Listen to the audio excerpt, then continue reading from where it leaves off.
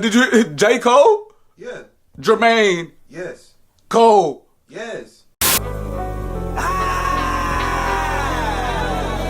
But at the end of the day, when I listen to it and when it comes out and I see the talk, that shit don't sit right with my spirit. That shit make me.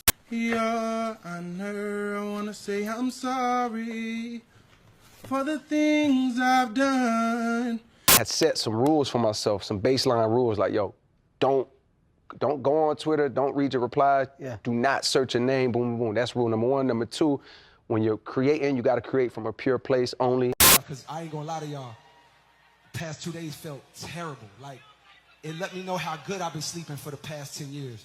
Like, yo, you can't, it's like you have to leave all room, I feel like, in the creative process for God, you know what I mean? Mm-hmm. And the minute you start like thinking about what somebody else is gonna think about it, boom, boom, boom, I caught myself in that space for a moment. And it was so unfamiliar to me because that's never how I used to work.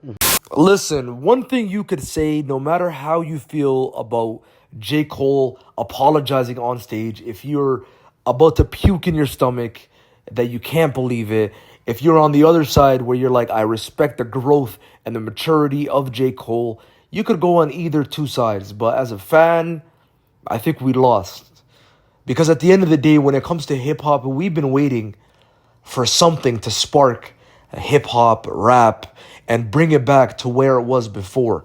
That is unfortunate, and we as a fans, I feel like we all lose in these kind of situations. But for J. Cole himself, the person, I feel like that was a move that he made for himself, his peace, and when you could see him talking in interviews, it makes much more sense onto why he did it. And so to get up out of that, I had set these ground rules because you realize those things are addictions, right? Those things become addictions. Like social media becomes an addiction. So yeah, in a sense, it's like you have to check yourself and tell yourself like, don't do that. You know what I mean? Like, or catch yourself, not get off of there. But every time I feel like every time you say no, and like while battling like an addiction, it's like you get stronger. But seeing it from a very selfish portion as a fan, as somebody who loves hip-hop, once again, it's tough to watch.